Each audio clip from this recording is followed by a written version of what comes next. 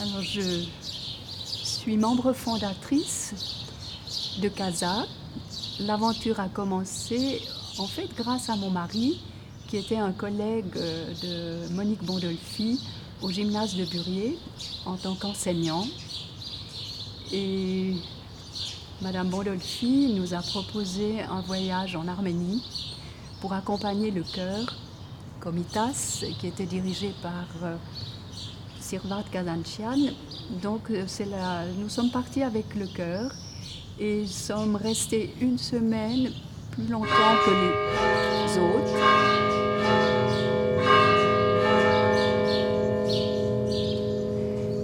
Nous sommes donc restés plus longtemps que les autres, une semaine de plus, ce qui nous a permis d'aller parcourir, c'était donc en 1997, et nous avons été visiter le nord de l'Arménie et surtout la région de Gyumri où le tremblement de terre avait fait énormément de dégâts.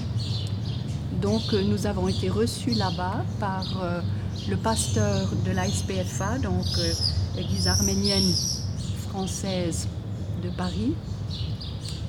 Et là, j'ai pu rencontrer l'assistante sociale de ce pasteur qui m'a demandé si je voulais visiter les familles dont elle s'occupait à Gyumri.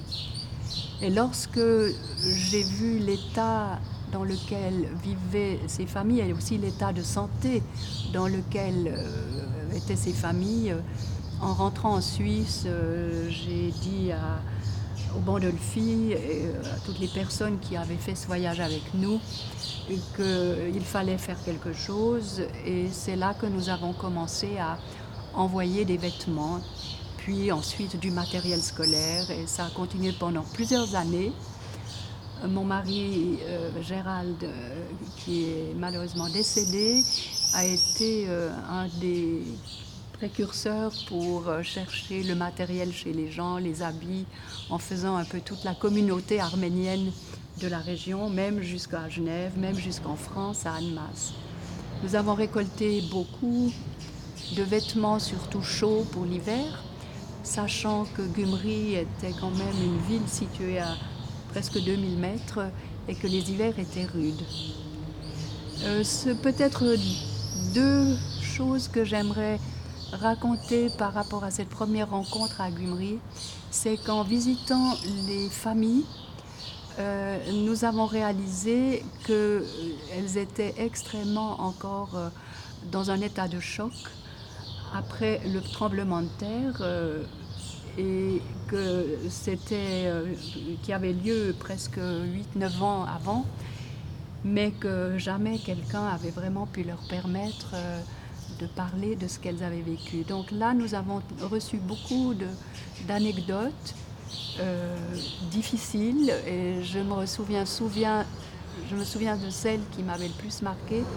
C'était justement cette assistante sociale qui avait été maîtresse d'école enfantine et qui, lorsque le séisme a eu lieu, elle se trouvait en classe vers 11h avec ses élèves, et que tout d'un coup les élèves lui ont demandé de leur raconter une histoire. Et en général, quand on racontait une histoire, les enfants se rassemblaient autour de la maîtresse en cercle, et elle leur a dit: mais c'est pas encore le moment de l'histoire, c'est cet après-midi. Non, on veut l'histoire, on veut l'histoire.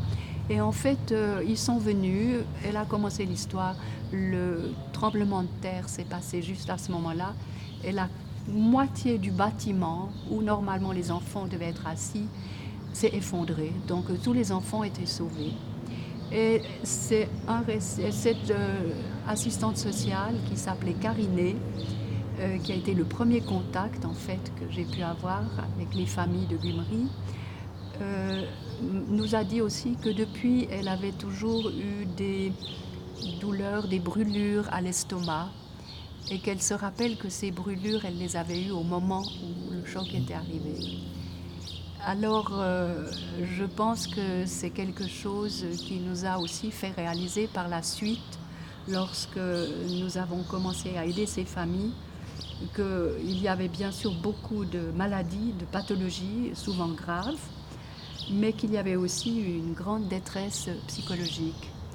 Et c'est à ce moment-là que nous avons commencé à prendre contact avec le centre de psychologie de formation de psychologues d'Areva Manouk et que nous avons commencé cette collaboration